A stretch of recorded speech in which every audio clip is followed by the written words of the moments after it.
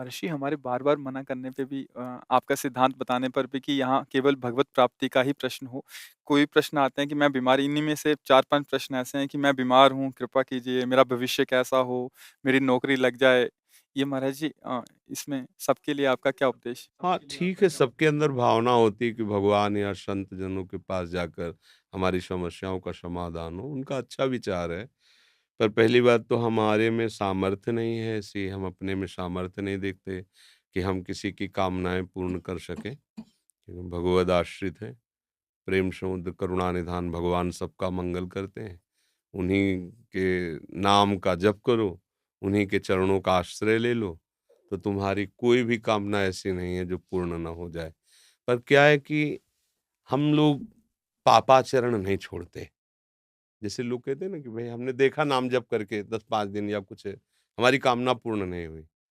नाम जप तो आप थोड़ा करें, इसके बाद जो पापाचरण कर रहे हैं, जो गलत किसी भी कामना की पूर्ति के लिए अगर राक्षसों ने भी अनुष्ठान किया है, तो आप पढ़ के देख लो। सब असत आचरणों का त्याग करके ऋषि मुनियों की तरह उन्होंने साधना की, मंत्र सिद्ध किया, फिर वो राक्षसी में उतर गए, पर साधना की है उन्होंने। अब किसी भी कामना की पूर्ति के लिए सेव संतरा दान करने से थोड़ी कामना की पूर्ति हो जाएगी। कि आप सोचो 10-5 हज़ार लाखों हम बेईमानी कर रहे हैं, 10-5 हज़ार बाबा जी को दे दे, सेव संतरा दे दे, वो हमारी कामना की पूर्ति कर दे, मेरी समझ के बाहर। इसीलिए हम इन प्रश्नों के लिए कहते, बका सबके प्रश्नों का समाधान है निश्चित। यदि आप सही आचरण अपने कर लो, क्योंकि तुम्हारे दुःख का कारण तुम्हारे बुरे आचरण हैं, पुराने, और अभी तुम नए बुरे आचरण कर रहे हो, तो अब थोड़ा भी सुकृत करोगे, तो बुरे आचरण फन काढ़ करके खड़े हो जाएँगे तुम्हारे नाश के लिए, क्योंकि वो नष्ट नहीं होना चाहेंगे, तुम्हें दंड देंगे, तो तुम्हारे सुकृत से अश्रद्धा कर देंगे, संतों से अश्रद्धा कर देंगे, भजन में अरुचि पैदा कर देंगे और वो फिर आक्रमण करेंगे। और वो जब तक अशुचि कर्म तुम्हारे हैं, तब तक तुम्हें वो सुखी नहीं होने देंगे। अगर नौकरी भी लग गई है, फैक्ट्री भी चल रही है, तो ऐसी बाधा खड़े करेंगे और टेंशन मुक्त नहीं हो सकते।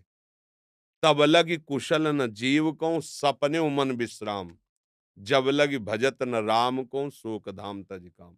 पक्का सिद्धांत है। आप सब अपने आचरण सुधार लो, खान पान सुधार लो, और अगर थोड़ा भी रामकृष्ण हरि जपोगे तो तुम्हारा मंगल हो जाएगा। कौन ऐसा काम है जो भगवान की कृपा से ना हो जाए? पर हम भगवान की कृपा का आदर कहाँ करते हैं? मनमानी हम विषय भोगें, गंदे आचरण करें, और कुछ बिहारी जी या किसी संत को हम देख के अपना काम बनाना चाहें, तो यहाँ घूस नहीं चलती। अगर तुम्हें अपनी कामना की पूर्ति करनी, तो पहले आचरणों को सँभालो आप। आप अपने आचरणों को ठीक करो, जो मूल बात है। ऊपर पेंट पोतने से कुछ नहीं होगा, नीचे नींव मजबूत नहीं, पूरा ढह जाएगा। अभी वर्तमान की कोई भी सेवा, कोई भी दान पुण्य आपका एक कर्म हुआ ना, और आपके हज़ारों ऐसे कर्म जो आपका नाश करने के लिए तैयार हैं। अब अगर आपको कोई बचा सकता है, तो जो उनको माफ़ कर सकता है वही बचा सकता है। वो केवल भगवान श्री हरि हैं। इसीलिए संतों की बात जल्दी समझ में नहीं आती। आप ये करो, ये दान करो, ये पुण्य करो, तुम्हारा काम हो जाएगा, तुम कर दो। नहीं होगा, करके देख लो। क्यों? क्योंकि वो जो तुम दान पुण्य कर रहे हो ये इतना बड़ा है, और तुम्हारे पहाड़ जैसे पाप जमा हो, तुम्हें सुखी कैसे होने देंगे? तब तुम्हें अश्रद्धा हो जाएगी कि ये, तो इसलिए मूल बात है, कोई भी ऐसी बात नहीं जो हमारे भगवान पूर्ण ना कर सके। पर आपको नियम से चलना होगा।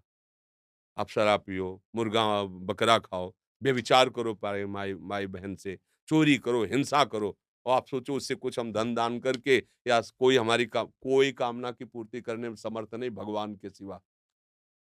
तुम चाहे जितने पातकी हो, भगवान का आश्रय ले लो।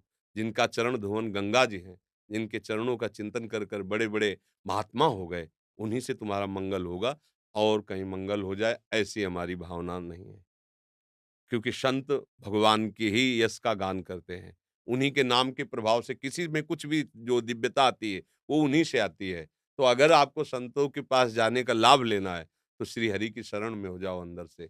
बुरे आचरण बंद कर दो और नाम जप करो, जो चाहोगे प्राप्त हो जाएगा। पक्की बात है, अगर ये नहीं, तो फिर बात है। नाम जप शुरू करोगे तो पहले नाम जप उनको मारेगा, उन कर्मों को, जो तुमने पूर्व में किए हैं और तुम्हें दुःख देने के लिए तैयार हैं वर्तमान में, उनको वो नष्ट करेगा। इसीलिए समय लगता है। अब आदमी सोचता है कि यार इतने दिन से माला जप रहा हूँ, कोई लाभ तो मिला नहीं। वो लाभ हो रहा है, तुम्हारे दुःखों का नाश हो रहा है, अशुभों का नाश हो रहा है। जिस दिन उनको मिटा दिया, तो फिर जो आनंद मिलेगा, वो जीवन कृतार्थ। एक-एक चावल के लिए तरसते थे सुदामा जी, लेकिन धर्म भ्रष्ट नहीं हुए। घर में आते, पत्नी कहती, "हम तुम तो भूखे रह सकते हैं, छोटे-छोटे बच्चे।" बोले, "हमारा धर्म है। हम अपने धर्म का पालन करते, 5 घरों में घूम आते, नहीं मिलता क्या करें?" जैसे हरि रखें वैसे तुलसी दल और चरणामृत से। तो जैसी द्वारिकापुरी थी वैसी ठाकुर ने खड़ी कर दी सुदामापुरी। थोड़ा इंतज़ार करें, धर्म से चले। पर हम तो धर्म से कहाँ चलते हैं। अगर हमको लगा कि 2 लाख का हमें फ़ायदा मिल जाएगा झूठ बोलने से या इसकी हिंसा करने से, हम चूकते नहीं हैं। अपने स्वार्थ के लिए बेचारे निर्बल पशुओं की हत्या कर दें। अब चाहो सुख कैसे हो सकता है?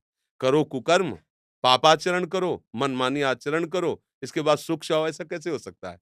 बो बबूल और सोचो कि हमें आमरस मिल जाए, कैसे मिल जाएगा आमरस?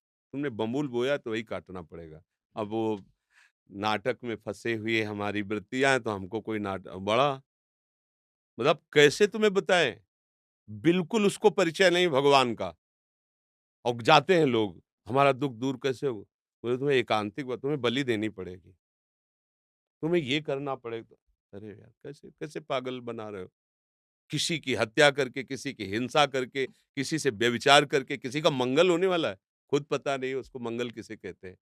एकमात्र अगर मंगल है तो भगवान के भजन में किसी का आशीर्वाद तुम्हें नहीं बचा सकता।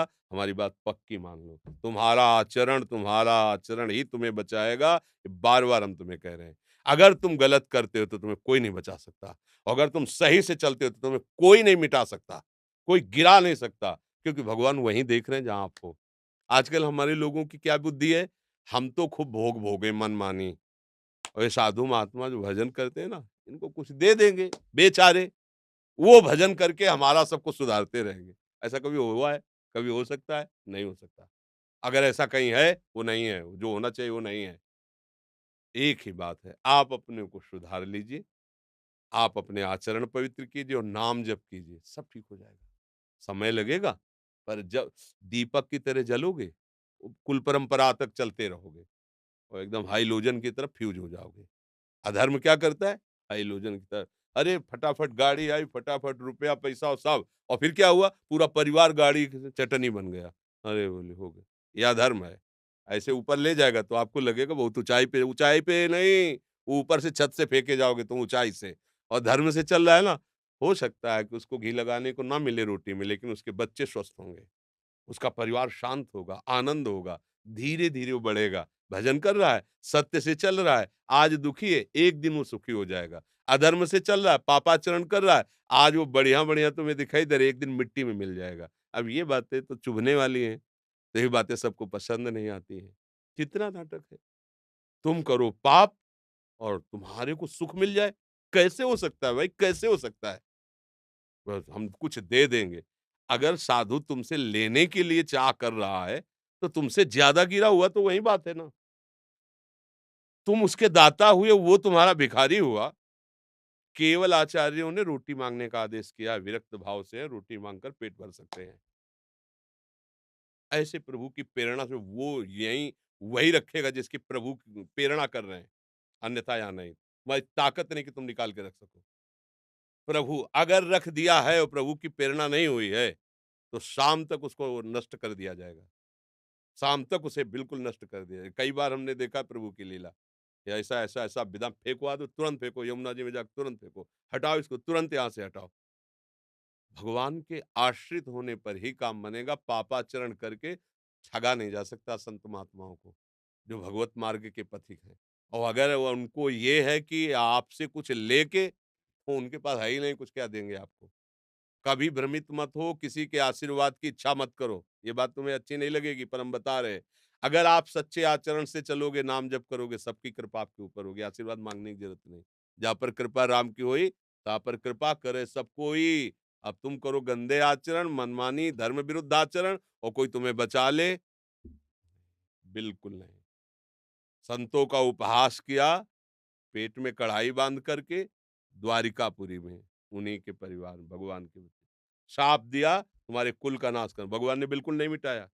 किया है उपवास तो भोगो।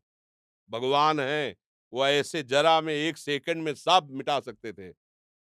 टाँग पे टाँग चढ़ाए आराम से देखते रहे, सब मार-मार जाओ।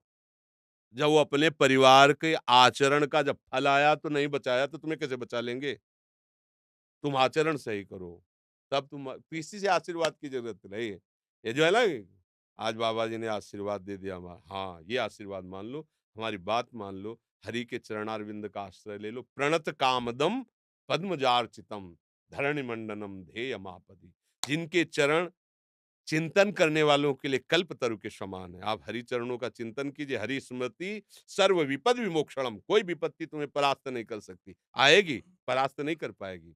हरि चरणों का चिंतन, जिनकी लक्ष्मी जी स्वयं हर समय पूजा करते हैं, वो चरण है, और उन चरणों का आप चिंतन करोगे तो लक्ष्मी कमी रहेगी क्या? पर हम भगवान से नहीं, हम अधर्म से सुख चाहते हैं, इसीलिए हमारी दुर्दशा हो रही। तो किसी की भी नौकरी है, फैक्ट्री है, बीमारी है, ये जो कुछ भी है, सब भगवान की सृष्टि का है। आप उन मालिक की तरफ दृष्टि करो, उनके सन्मुख हो, उनसे प्रार्थना करो। वो बच्चों से कुछ लेने की ज़रूरत नहीं होती पिता को, बस ज़रूरत होती है कि वो पिता का अनन्य बना रहे। प्रभु कहते हैं अनन्य, मेरे अनन्य हो जाओ, सब काम बन जाएगा। तो इसीलिए हम कहते हैं कि अब जैसे अब हम क्या करें, तुम्हारी नौकरी नहीं लगती तो हम क्या करें? अगर हमारी नौकरी में निष्ठा होती तो हम भी नौकरी करते, बाबा जी ना बनते। अब किसी का ब्याह नहीं हो रहा, किसी को बच्चा नहीं, ये संसार के तो खेल है। अब इसके लिए हमारे पास तो एक ही उपाय है, हरिशरणम हरिशरणम। वो तुम करोगे नहीं, तुम्हें चाहिए यही जंतुर मंतुर, यही घोड़े की नाल की अंगूठी और न जाने किसके नाखून क्या क्या, सब नौटंकी चाहिए तुम्हें। और वो कुछ चनए कुछ लय ओला, एकमात्र हरि स्मरण। विनिश्चितम बदामि ते नान्यथा वचांस में हरिम भजन्ते नरा भवसागर तरंते। हरि भजे सब बढ़िया, हरि न भजे कुछ तुम्हें कोई नहीं बचा पाएगा। संकट तुम्हें पाप तुम्हें नष्ट कर देंगे। इसलिए भगवान सर्वसमर्थ है। हमारी प्रार्थना मानो, मन लगे ना लगे, दवाई जैसे हमारा स्वाद बिगाड़ देती है, हमें अच्छा नहीं लगता, पर हम दवा खाते हैं रोग निवृत्ति के लिए। ऐसे ही तुम्हारा मन लगे ना लगे, आप बोलो राधा राधा, बोलो हरि हरि, बोलो आपका मंगल हो जाएगा। ये आपको बचा लेगा, ये नाम आपको मंगल कर देगा। अब नाम ना जप करो तो कैसे, फिर और कोई उपाय नहीं। हम तो राधा वल्लभ श्री हरिवंश जपते हैं, राधा राधा, राधा वल्लभ श्री हरिवंश। हमारे पास सब आए हो तो हमारी यही प्रार्थना, शराब मत पीना, मांस मत खाना, आज के बाद गंदी बात मत करो, धर्म से रहो, सुखी हो जाओगे। थोड़ा पीछे के कर्म आके दुख देने की बात करेंगे, भगवान की शरण में वो बचा लेंगे। भगवान अपने जनों को ऐसे बचाते हैं, जैसे अपना लड़का है, वो कोई गलत काम कर दिया और उसको 4 लोग पीटने आ रहे हैं, तो चतुर पिता क्या करता है, दौड़ के हाथ पकड़ता है उसका और इतना हाथ ऊंचे करके ऐसे मारता है, और इतना जोर से चिल्लाएगा, हाथ ऊंचे उठाएगा, लगेगा कि मार डालेगा। और पर हाथ का बहुत हल्का प्रहार होगा, आवाज बहुत होगी, तो वो लोग कहें, मतलब जो चार देख रहे हैं, अरे भाई अब क्यों मारते हो गई गलती। ऐसे ही भगवान अपने भक्तों को दंड देते हैं।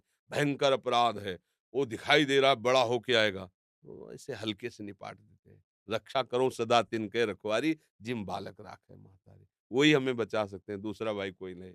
कोई दूसरा नहीं है, ये पक्का समझ लो, वो ही बचा सकते हैं, एक हरि, कोई नहीं बचा सकता।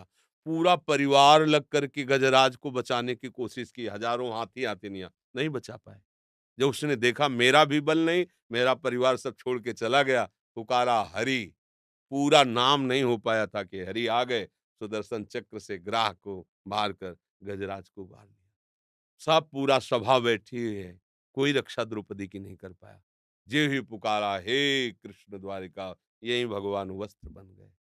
हमें चाहिए कि ये इन कथाओं से हमें प्रेरणा मिलती। हम भगवान का भरोसा रखें, वही बचाएँगे। उन्हीं के ही चरणों का आश्रय लेने से हमारी सारी कामनाएँ पूर्ण होंगी, दूसरा कोई उपाय नहीं।